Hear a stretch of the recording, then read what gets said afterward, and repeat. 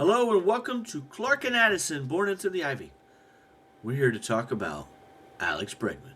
If you have not heard, the Cubs signed, holy crap, Alex Bregman to a 5-year, $175 million contract last night.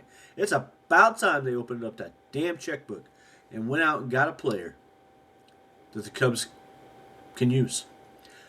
However, it's not the player I wanted.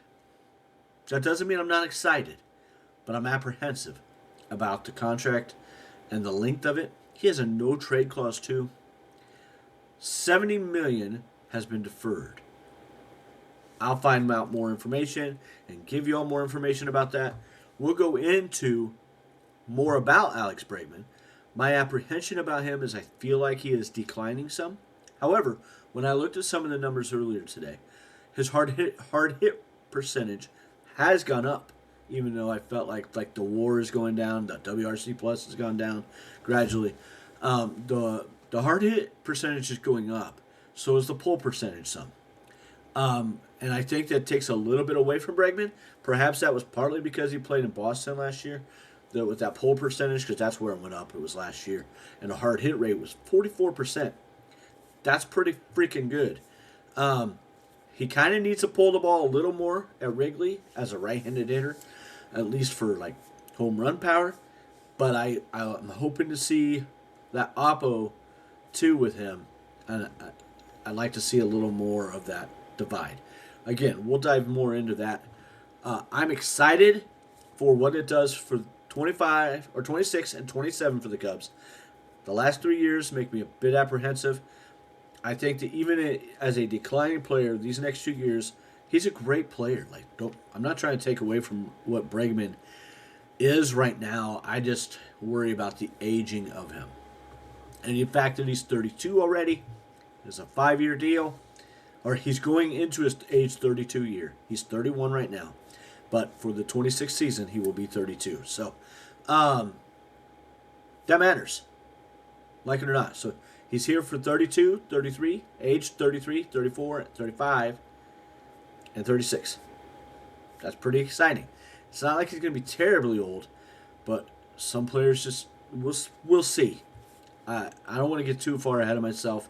I know that I keep saying I'm excited and telling you why maybe I'm apprehensive. But I am excited about this. I think that it makes the Cubs much better right now. Only if they do not trade anybody. Unless they're going to make the Major League roster better now, too. If they did this deal to then trade Matt Shaw or Nico Hoerner, which is the rumors right now, I'm going to be incredibly pissed. And it doesn't make the team that much better now. It does make them somewhat better, but it doesn't if they trade Shaw. If they trade Nico, it doesn't matter. All they did was trade Nico for Alex Bregman, and it doesn't make the team better, in my opinion. It just doesn't. It would be ridiculous that they did that if they do that. I'll be pissed. Well, tell me your thoughts. Do you guys think that would be asinine? This is only a great signing if they keep the rest of the team as is, unless they trade either of those players to help make the rest of the Major League team stronger.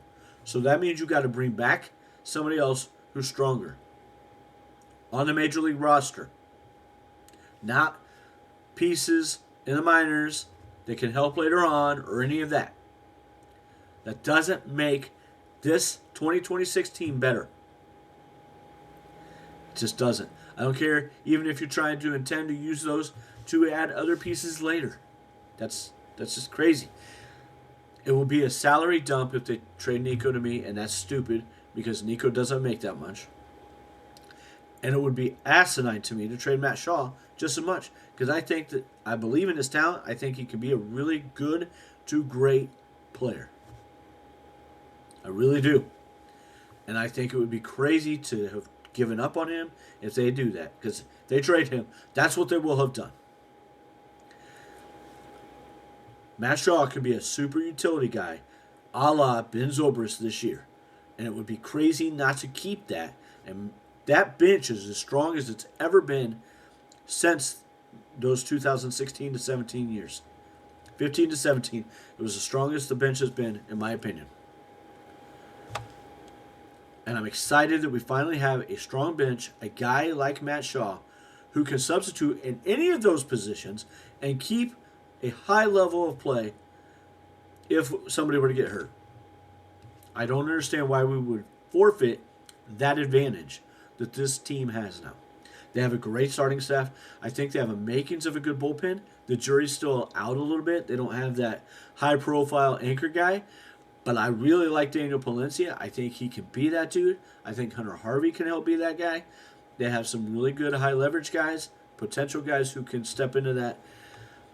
I think that they've earned the right to be trusted on that. Jed has.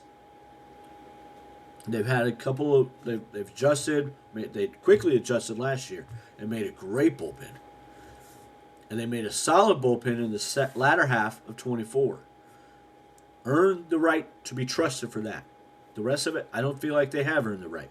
I am glad that they finally opened the checkbook, but it will be null and void if they trade one of these guys. Tell me your thoughts, boys and girls. Go Cubs.